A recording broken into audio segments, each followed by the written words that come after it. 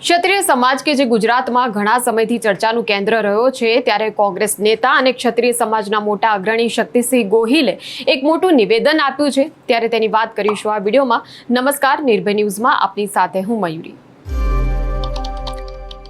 તો શક્તિસિંહ ગોહિલે એક મોટું નિવેદન આપ્યું, જેમાં કહ્યું કે ગુજરાતમાં પહેલો પ્રસંગ હશે કે સમાજનો એક પણ મિનિસ્ટર કેબિનેટમાં ન હોય એવો સમય છે। વિચાર સમાજે કરવો પડશે। સમાજને પ્રતિનિધિત્વ નહીં અપાય તો એમાં નુકસાન જશે। ત્યારે પહેલા જોઈએ એ નિવેદન કે જેમાં સમાજને તેમણે સલાહ આપી છે। શંકરસિંહજી બાપુને આપણે હજી સાંભળવાના છે, એટલે માત્ર એક ટૂંકી વાત। આજે બુદ્ધ પૂર્ણિમા છે અને બધા જ તીર્થંકરો છે ને એ આપણા સમાજમાં થયા, રાજપૂતોમાં થયા છે। જૈનોના 24 તીર્થંકરો, અને આજે જ્યારે બુદ્ધ પૂર્ણિમા છે ત્યારે ભગવાન બુદ્ધે કૌશાંબીમાં રાજા ઉદયન અને રાજપૂતોને આ રીતે ભેગા કરીને જે કંઈ કહ્યું હતું એ હું અહીંયા કહેવા માંગુ છું, અને માતાજીને પ્રાર્થના કરું છું કે આપણને સૌને ભગવાન બુદ્ધે જે કહ્યું હતું એ માર્ગે ચાલવા માટેની માતાજી આપણને શક્તિ આપે। ભગવાન બુદ્ધે પહેલું કહ્યું હતું કૌશાંબીમાં राजा उद्यन અને राजपूतों ने कि अहंकार का त्याग करो, अहंकार ही आपका सबसे बड़ा शत्रु है, उसे छोड़ो। आज ही થાય છે ને, નાની એવી વાતમાં અહંકારને ટોકર લાગે એટલે એ બધું ખલાસ, માથા વાઢી લેવા સુધી આપણે ઉતરી આવીએ। કારણ શું કે ક્યાંક જાણતા અજાણતા આપણા અહંકારને ઠેસ લાગી। भगवान बुद्धे कहूं अहंकार को छोड़ो। बुराई से बुराई खत्म नहीं हो सकती, उसे केवल प्रेम से ही जीता जा सकता।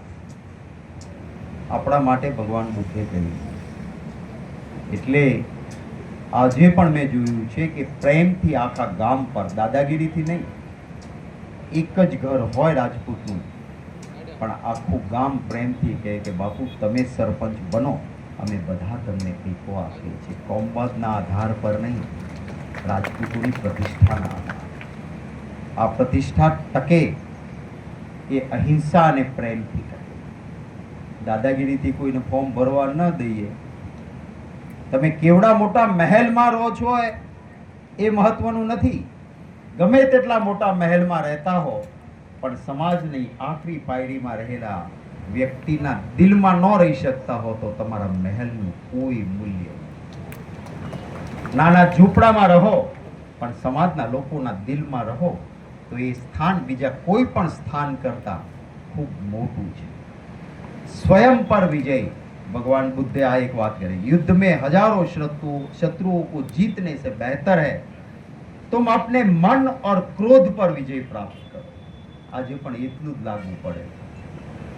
આપણા મન ઉપર આપણને ખબર જ હોય સવારથી કે રાત્રે લાલ ઘોડા ઉપર સવાર થઈએ એ સારું નથી, પણ સૂર્યાસ્ત થાય અને એ બોટલમાં લાલ ઘોડો આવે અને એના ઉપર સવાર થઈ જાય, કારણ કે મન ઉપર કાબू નથી। એટલે ભગવાન બુદ્ધે કહ્યું કે दूसरी शत्रुओं से विजय से पहले अपने मन पे विजय प्राप्त करो। माताजी ने प्रार्थना करी कि मन ઉપરનો વિજય, વિના કારણે ક્રોધ નહીં। મન વ્યસન તરફ દોડી જવા માંગતું હોય પણ મન પર વિજય હોય કે રાત્રે એ લાલ ઘોડા ઉપર સવાર ન થવાય। એ ભગવાન બુદ્ધે કરેલી વાત દોહરાવું છું। સત્ય की राह, सत्य के मार्ग पर चलो, जो स्थायी, जो निडर होकर जीवन में जीने में मदद करता। સ્વાર્થના સંધાન માટે જૂઠાણાઓના રસ્તા લેવાના બદલે સત્યના રસ્તા પર ચાલો, પરિણામ જે આવે તે, પણ સત્ય છે એ હંમેશા મદદ કરે છે। અને છેલ્લું ભગવાન બુદ્ધે કહ્યું હતું अष्टांगिक मार्ग, जीवन में संतुलन और ज्ञान के लिए अष्टांगिक मार्ग, सही दृष्टि, सही सोच, सही वाणी, सही कर्म, आजीविका, प्रयत्न, स्मृति और एकाग्रता, आ 8 वस्तु राजपूतों माटे ભગવાન બુદ્ધે કહી હતી. આજે બુદ્ધ પૂર્ણિમાના દિવસે ભગવાનના ચરણોમાં પ્રાર્થના કરીએ કે આપણને સૌને એ રસ્તે ચાલવાનો ભગવાન તરફથી આશીર્વાદ અને આંતરિક શક્તિ મળે કે જેથી મન ભટકે નહીં. ભગવાન બુદ્ધને કહ્યું હતું, વિવેક को अपनी तलवार बनाओ, विवेक को अपनी तलवार बनाओ, विश्वास और नैतिकता को अपना किला बनाओ, विश्वास और नैतिकता को अपना किला बनाओ, धैर्य को अपना कवच बनाओ. આજે પણ એટલું જ વ્યાજબી છે. જો આટલું કરી શકીએ તો જે રાજપૂતોની આપણી પ્રતિષ્ઠા છે એ કાયમી ટકશે. ફરી વખત દાતાઓને અભિનંદન આપું છું.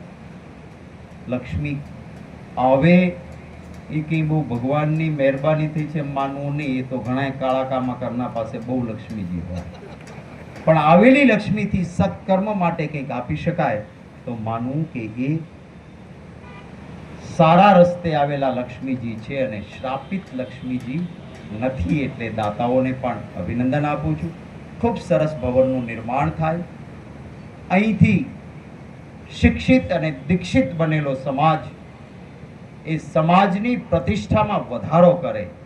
જેમ નિજાનંદ મહારાજશ્રીએ અહીંયા કહ્યું એ રીતે ગમે તેટલા ઊંચા સ્થાન પર બેઠા પછી પણ જે રાજપૂતોની એક સિદ્ધાંત માટેની પ્રતિષ્ઠા છે એ કાયમ ટકી રહે એવા અહીંથી તેજસ્વી વિદ્યાર્થીઓ બહાર પડે.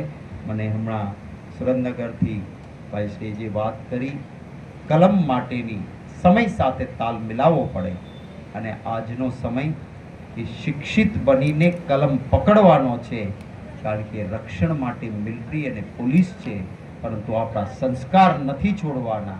ક્યાંક કોઈ નિર્બળ પર, ક્યાંય કોઈ ગરીબ પર, ક્યાંય કોઈ લાચાર પર, ક્યાંય કોઈ દીકરી પર અત્યાચાર થતો હોય અને રક્ષક પોલીસ હાજર ન હોય તો એ કલમ છોડીને તલવાર પણ પકડતા સમાજે તૈયારી રાખવી પડે. એવી માતાજીની શક્તિ મળે, આશીર્વાદ મળે.